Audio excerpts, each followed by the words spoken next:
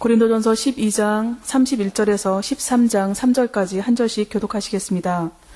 너희는 더욱 큰 은사를 사모하라. 내가 또한 가장 좋은 길을 너희에게 보이리라. 내가 사람의 방언과 천사의 말을 할지라도 사랑이 없으면 소리나는 구리와 울리는 꽹과리가 되고, 내가 예언하는 능력이 있어 모든 비밀과 모든 지식을 알고 또 산을 옮길 만한 모든 믿음이 있을지라도 사랑이 없으면 내가 아무것도 아니요. 내가 내게 있는 모든 것을 구제하고 또 내 몸을 불사르게 내줄지라도 사랑이 없으면 내게 아무 유익이 없느니라. 아멘. 우리 몸에는 많은 지체들이 있습니다.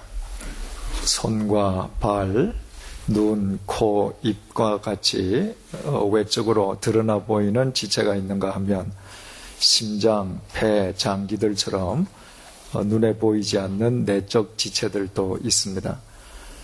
이 각각 지체들의 기능, 역할, 고유의 특성은 제각각 다 다릅니다. 같은 역할을 가진 지체들은 없죠. 따라서 손의 역할을 위장이 대신해 줄 수 없고 폐의 기능을 귀가 대신해 줄 수 없습니다. 이처럼 형태, 역할, 특성, 기능은 다 제각각이지만 다 제각각이라고 해서 이 지체들이 개별적으로 따로 노는 것은 결코 아닙니다. 이 모든 지체들은 하나의 몸을 이루면서 완전한 통일성과 조화를 이루고 있습니다. 교회도 그렇습니다. 지난 시간에 말씀드린 바와 같이 100주년 기념교회를 이루고 있는 우리들은 다 다릅니다. 성격도 다르고요. 살아온 배경도 틀리고 개성도 틀리고 취미도 틀립니다. 우리가 다 각각 다르다고 해서 그러면 우리가 서로 무관한 존재들인가, 개별적인 존재들인가? 만약 우리가 서로 무관하고 개별적인 존재라면 오늘 이 시간에 예수 그리스도의 이름으로 이 자리에 있을 까닭이 없죠. 우리는 모두 다 개별적인 존재들이지만 그러나 그리스도 안에서 그리스도의 한 몸을 이룬 주님의 몸된 교회를 구성하고 있습니다. 그래서 그분 안에서 각각 다른 우리가 완전한 통일성과 조화를 이루게 되는 것입니다. 그렇다면 우리가 그리스도 안에서 이처럼 하나됨을 우리 스스로가 확인하고 그 하나됨을 심화시키는 방법이 대체 무엇이겠느냐 하는 것입니다. 우리가 가장 손쉽게 친교를 생각할 수 있습니다. 성도들 간의 거룩한 교제, 친교를 통해서 우리는 그리스도 안에서 한 형제 자매 된 우리의 정체성, 그리스도인이라는 동질성, 그리고 주님을 쫓는 자로서의 일체감을 함께 확인하면서 더더욱 긴밀한 유대를 가질 수 있습니다. 확실히 친교는 우리의 하나됨을 확인하고 심화시켜주는 좋은 방법이긴 합니다. 하지만 그 친교가 최선의 방법인 것은 결코 아닙니다. 성경이 우리에게 제시해주는 하나됨을 확인하고 심화시키는 방법은 보다 더 근본적인 방법이에요. 2000년 전에 현재 그리스 땅으로 되어 있는 고린도를 사도 바울이 찾아갔습니다. 그곳에서 약 1년 반 정도를 체류하면서 사도 바울이 직접 고린도 교회를 세웠습니다. 그런데 사도 바울이 고린도를 떠난 뒤에 고린도 교회에는 여러 가지 문제가 생겼습니다. 서로 파벌이 생겨서 다투는가 하면 교인 각자가 자신이 더 영적인 큰 자라고 자신을 앞세우면서 서로 다투기 시작했습니다. 그때 사도 바울이 그들에게 편지를 써서 너희들은 개별적인 지체가 아니라 그리스도 안에서 한 지체를 이루는 한 몸이라는 사실을 확인시켜주고 제시해준 방법이 친교가 아니라 바로 세례였습니다. 그래서 우리가 지난 시간에 잠시 살펴본 바와 같이 고린도전서 12장 13절을 통해서 바울은 이렇게 말을 했습니다. 우리가 유대인이나 헬라인이나 종이나 자유인이나 다 한 성령으로 세례를 받아 한 몸이 되었고 또 다 한 성령을 마시게 하셨느니라. 사도 바울은 지금 유대인과 헬라인 그리고 종과 자유인을 대비해서 이야기를 했습니다. 전통적인 유대인들은 유대인의 혈통이 아닌 이방인들을 사람으로 보지 않았죠. 짐승 취급을 했습니다. 따라서 전통적인 유대인이 아닌 헬라인을 자신과 동등시한다. 이것은 있을 수가 없는 일이었죠. 2000년 전 로마 사회는 노예 제도가 있던 철저한 계급 사회였습니다. 거기에서 자유인, 소위 주인이 노예, 종과 같은 반열에 있을 수 있다. 이건 죽었다 깨어나도 있을 수 없는 일이죠. 그런데 그들이 다 하나가 되는 길이 있었다는 것입니다. 그 길은 성령의 역사 속에서 예수 그리스도의 이름으로 세례를 받음으로 그리스도 안에서 한 몸이 되었다는 것입니다. 한 지체가 되었다는 거예요. 물과 기름처럼 도저히 하나가 될 수 없는 유대인과 헬라인이, 종과 자유인이 한 몸이 되었다는 거예요. 세례 속에서. 어떻게 세례 속에서 전혀 같을 수 없는 그들이 한 몸을 이룰 수 있었을까? 말씀드린 것처럼 사도 바울은 세례를 로마서 6장을 통해서 그리스도와의 연합으로 설명을 했습니다. 로마서 6장 3절을 들어보십시오. 무릇 그리스도 예수와 합하여 세례를 받은 우리는 그의 죽으심과 합하여 세례를 받은 줄을 알지 못하느냐. 우리가 세례받는다는 것은 먼저 십자가에서 돌아가신 예수 그리스도 안에서 죄 속에 빠져있던 우리의 옛사람이 함께 못 박혀서 죽는 것, 바로 그 십자가 예수의 죽음과 연합하는 것이라는 것입니다. 그것으로서 끝나버리는가? 아니에요. 로마서 6장 4절 5절입니다. 그러므로 우리가 그의 죽으심과 합하여 세례를 받음으로 그와 함께 장사되었나니 이는 아버지의 영광으로 말미암아 그리스도를 죽은 자 가운데서 살리심과 같이 우리를 또한 새 생명 가운데서 행하게 하려 하심이라. 만일 우리가 그의 죽으심과 같은 모양으로 연합한 자가 되었으면 그의 부활과 같은 모양으로 연합된 자도 되리라. 바로 그분의 죽음과 연합했다고 하는 것은 우리의 옛사람은 없어지고 그리스도 안에서 새로운 생명으로 사는 자로 거듭난다는 것입니다. 그래서 무덤에서 사흘 만에 부활하신 예수 그리스도, 그 부활에 연합하는 것이 바로 세례라는 것입니다. 따라서 우리가 세례를 받는다고 하는 것은 예수 그리스도와 연합하는 것입니다. 그러면 이제 우리가 다시 생각해 볼 수 있죠. 그죠? 우리 다 세례를 받음으로 우리 개별적으로 예수 그리스도와 다 지금 연합되었습니다. 예수 그리스도와 붙었습니다. 그래서 예수 그리스도 안에서 우리는 한 몸을 이루어서 우리끼리도 연합되는 것입니다. 가령 손과 발은 다르단 말이죠. 눈과 코는 다 다르단 말이죠. 그런데 이 손과 발이 내 몸에 연합이 되었습니다. 다른 사람 몸에 가 있는 것이 아니라 내 몸에 연합됨으로 이 손과 발, 눈과 코는 내 속에서 이 개별 지체들이 나로 또 연합되었단 말입니다. 바로 이 세례를 통해서 주님과 수직적인 연합이 이루어졌을 뿐만 아니라 세례받은 우리 모두가 그리스도 안에서 한 몸으로 연합되는 것이 세례의 신비스러운 의미임을 사도 바울은 설명하면서 그 세례 안에서 각각 다른 모든 사람들이 한 몸이 됨을 일깨워주고 있습니다. 그래서 이런 연주로 해서 이 땅에 오셨던 성자 하나님께서도 세례를 받으셨구나. 우리 알게 됩니다. 나사렛 예수님은 성자 하나님이셨지 않습니까? 그 성자 하나님께서 죄인이 받는 세례를 받으실 까닭이 없죠. 그런데 예수님께서 30세쯤 되셨을 때 공생애를 시작하시면서 제일 먼저 하신 것이 요단강에 가서 세례를 받으시는 것이었습니다. 한번 머릿속에 그려보십시오. 완전히 그림이 거꾸로 되지 않았습니까? 성자 하나님이 세례 요한 앞에 가서 무릎을 꿇고 세례를 받아요. 아무리 세례 요한이 위대한 선지자라 할지라도 그 역시 죄인이라는 의미에서는 우리와 동등합니다. 본질적으로는 우리와 나을 바가 전혀 없습니다. 오히려 세례 요한이 예수님 앞에 무릎을 꿇고 세례를 받아야 마땅할 것 같은데 예수님이 가셨단 말이죠.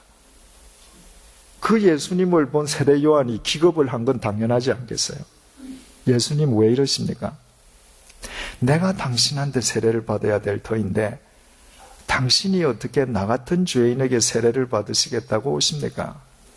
세례 요한이 물었습니다. 그때 예수님께서 답변하신 내용이 마태복음 3장 15절에 기록되어 있습니다. 이제 허락하라. 우리가 이와 같이 하여 모든 의를 이루는 것이 합당하니라.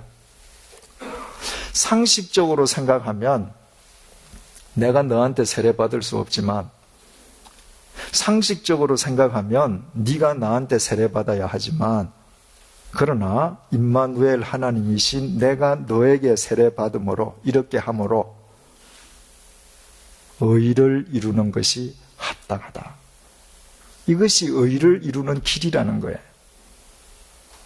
의는 여러 가지로 설명할 수 있지만 간단히 한마디로 설명하면 신약 성경이 말하는 의는 바른 관계라고 그랬습니다. 내가 하나님과 바른 관계를 맺으면 하나님의 의는 내 속에서 실현될 수밖에 없잖아요. 부부가 바른 관계 속에 있으면 사랑하고 행복해지는 것과 똑같습니다.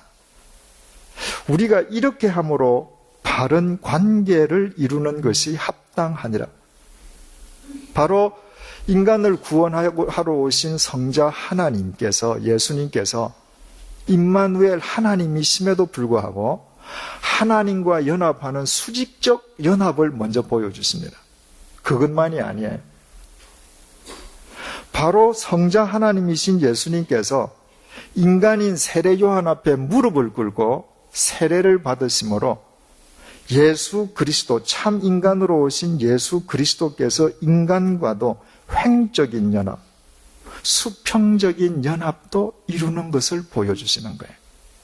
그래서 예수 그리스도께서 세례 요한 앞에서 무릎을 꿇고 세례를 받으셨다는 것은 바로 십자가의 축과 십자가의 대, 이 두 가지가 완성되는 순간이었습니다.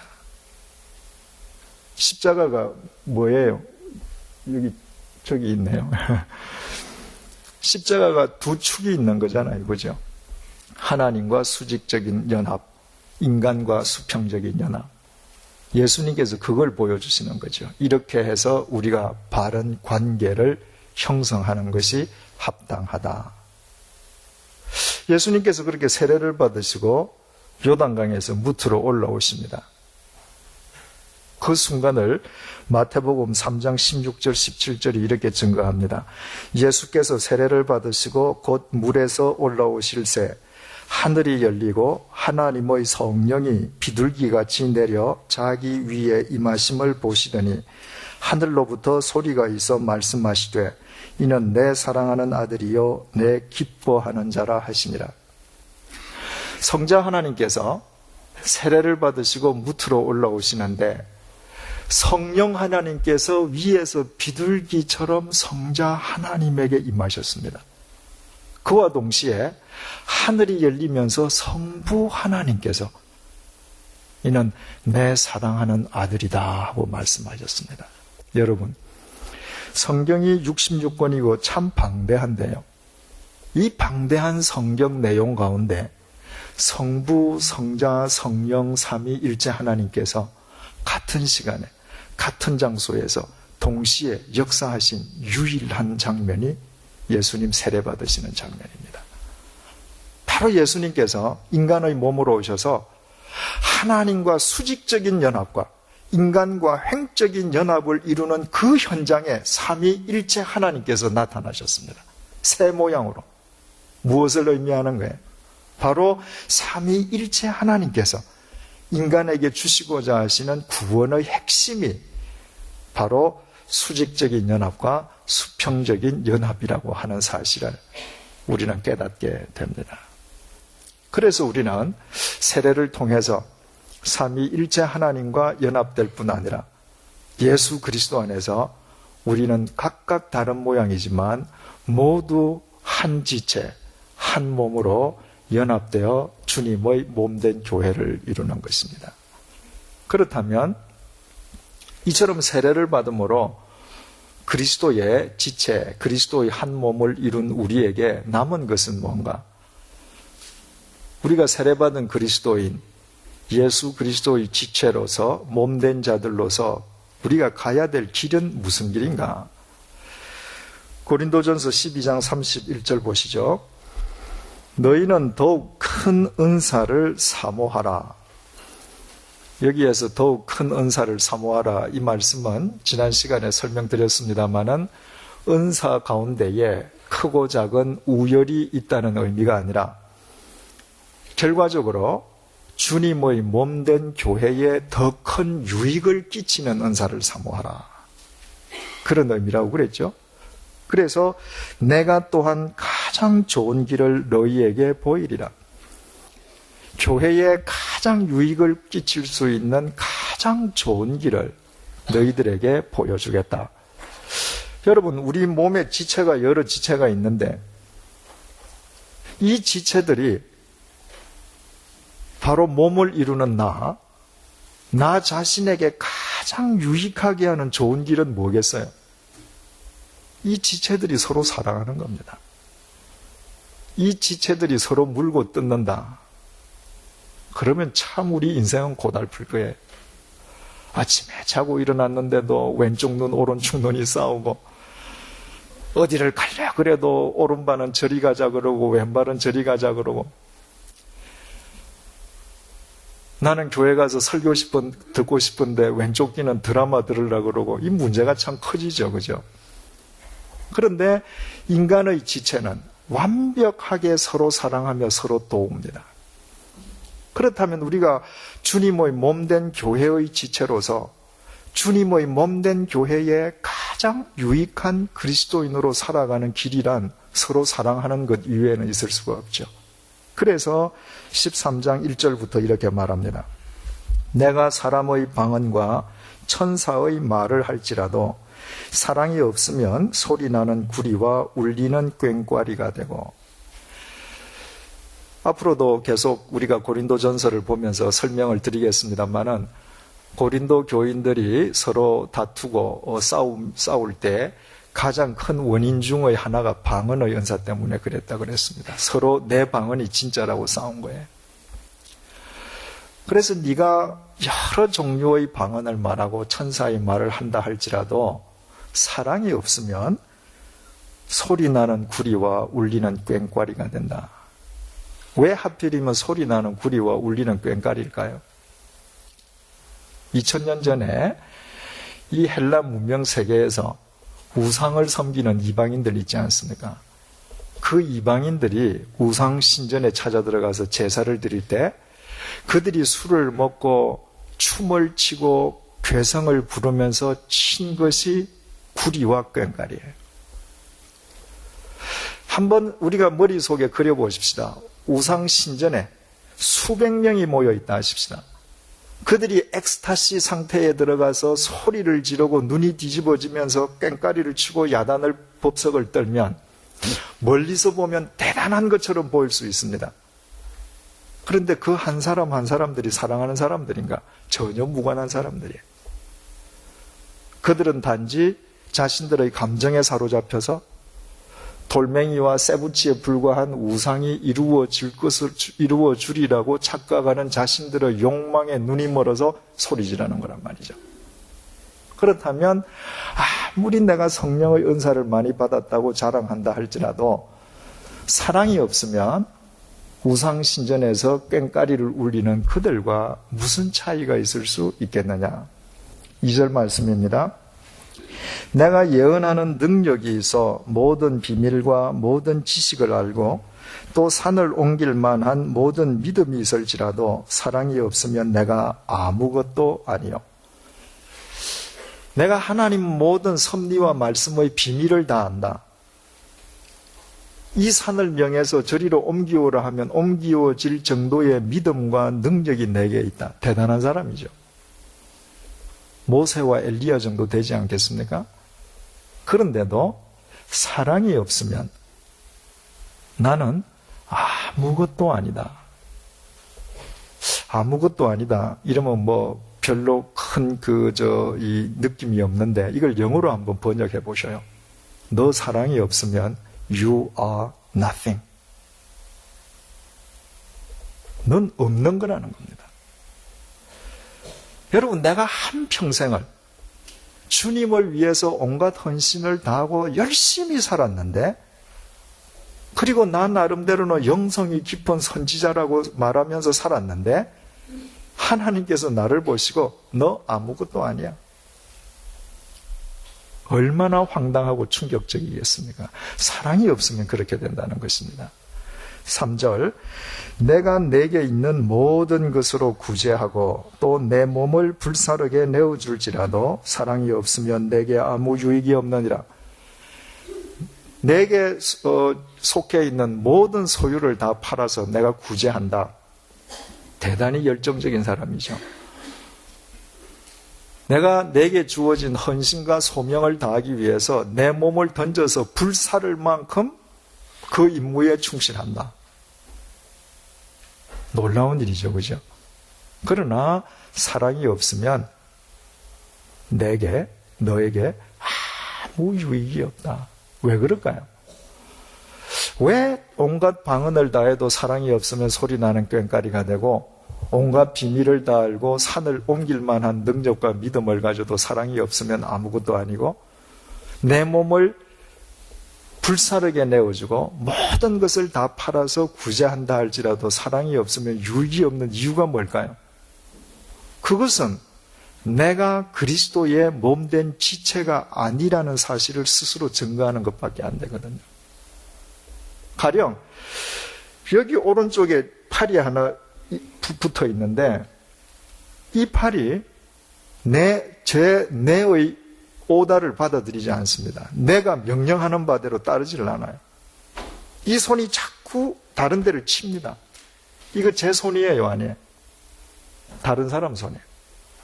누군가가 지금 자기 손을 여기다 이러고 있는 겁니다. 만약에 나의 손이라면 반드시 서로 사랑하게 되어 있거든요. 따라서 세례받은 그리스도인이라고 하는 그 정체성은 예수 그리스도의 지체가 되는 것이고, 예수 그리스도의 지체라는 증거는 지체들끼리 서로 사랑하는 것인데, 그 사랑을 하지 않는다면 결과적으로 그는 그리스도의 지체가 아님을 스스로 증거하는 것이니 아무것도 아니고 아무 유익이 없다는 것입니다.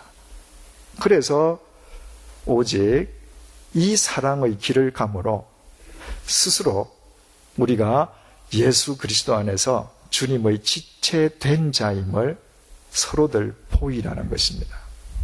그러나 중요한 사실은 그 사랑의 원천이 우리 자신이 아니라는 것입니다. 우리 자신의 의지나 능력으로는 절대로 서로 사랑할 수 없다는 거예요. 바로 서로 사랑할 수 있는 그 원천은 우리가 그분의 몸일 때 우리를 사랑해 주신 그분의 사랑으로 인함입니다.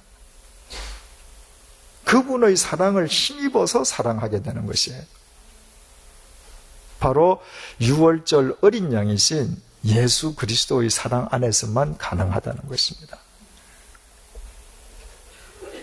예수 그리스도께서 우리를 위해서 돌아가시고 우리를 위해서 부활하시지 않았습니까? 6월절 날 이스라엘 백성들을 에집트에서 구하시기 위해서 하나님께서 이집트에 있는 모든 장자와 짐승의 첫 새끼를 죽이실 때 양의 피를 문설주와 임방에 발라두면 그 하나님의 진노가 패스오버, 너멀유, 너멀월 넘어가서 이스라엘 백성들은 다 살지 않았습니까? 그래서 예수 그리스도의 십자가도 바로 그 유월의 의미이기 때문에 예수 그리스도를 가리켜서 유월절 어린 양이라고 한다는 말씀은 우리 구역 공부를 통해서도 배웠고 또 이 수요 시간을 통해서도 배웠습니다. 그 사실을 알면 우리를 살리시기 위한 예수님께서는 어떤 종교의 교주님처럼 진지 잘 잡수시고 비단 이불 속에서 돌아가실 수가 없었던 것이죠. 그분은 십자가 위에서 참하게 찢어져서 피투성이가 되어서 돌아가셔야만 하셨습니다. 바로 그분의 손에 못이 박히고 우리를 대신해서 피를 흘려주심으로 우리가 손으로 지은 죄에 대한 하나님의 심판이 우리를 패스오브 하지 않았습니까? 그분의 발이 고난을 당하셨기 때문에 우리가 다녀서는 안 될 곳을 다니면서 우리의 발이 지은 죄에 대한 하나님의 심판이 유월되지 않았습니까?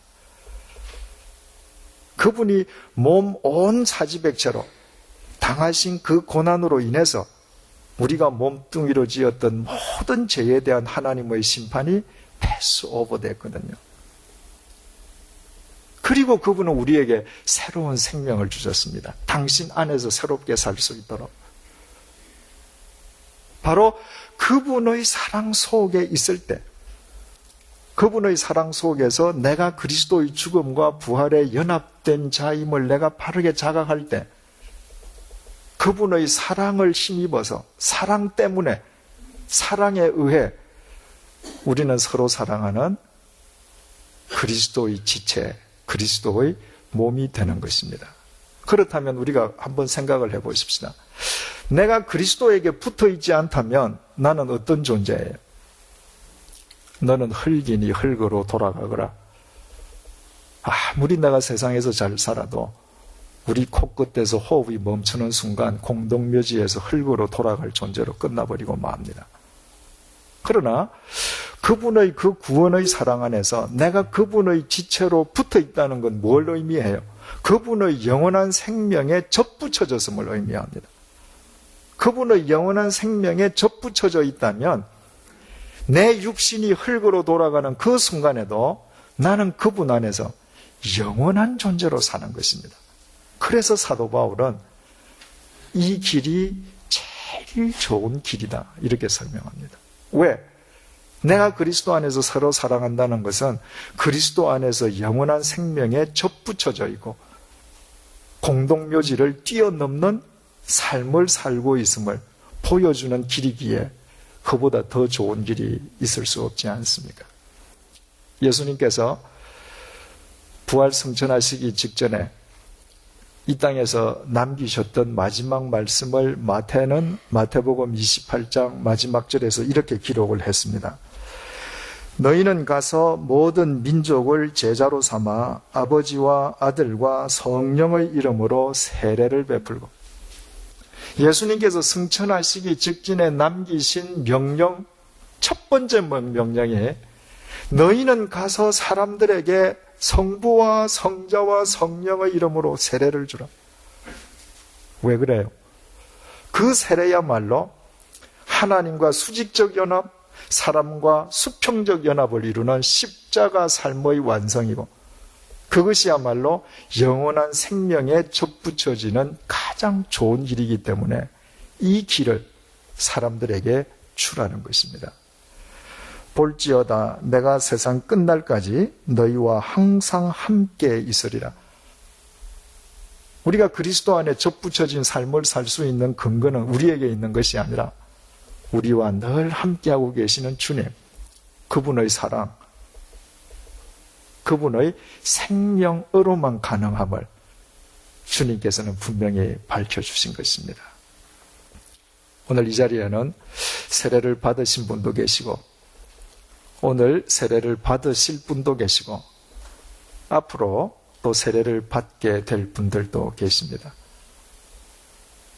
어떤 경우에 속하든 상관없이 우리 모두 그리스도 안에서 주님의 몸된 지체로 선택받은 자답게 그리스도 안에서 서로 사랑하는 지체가 되므로 주님께서 우리에게 제시해 주신 가장 좋은 이 영원한 생명의 길을 우리 모두 함께 손잡고 나아가게 되기를 주님의 이름으로 축원드립니다.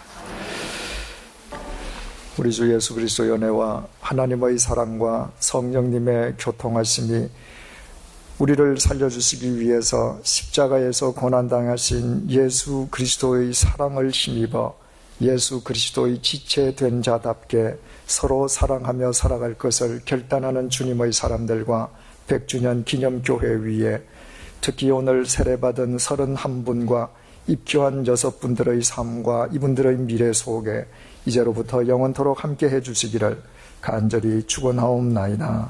아멘.